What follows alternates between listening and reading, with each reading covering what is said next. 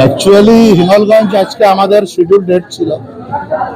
বাংলার ভোট রক্ষা শিবির, মানুষের প্রতি কর্তব্য দায়িত্ববোধ, এটা তৃণমূল সুপ্রিমো মমতা বন্দ্যোপাধ্যায় নির্দেশে আমাদের দলের সেনাপতি অভিষেক বন্দ্যোপাধ্যায় দিয়েছে।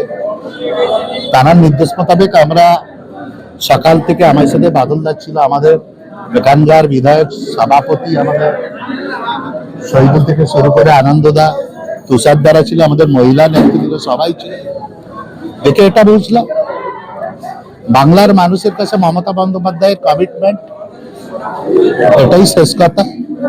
আমরা যখন ভোট রক্ষা শিবির থেকে বাংলার মানুষকে পরিষেবা দিচ্ছি, রাস্তায় কোথাও ভারতীয় জনতা পার্টির কোনো বন্ধুকে পেলাম না, অথচ তারা এসআইআর এর নাম করে তারা ভোট চুরি করতে চায়।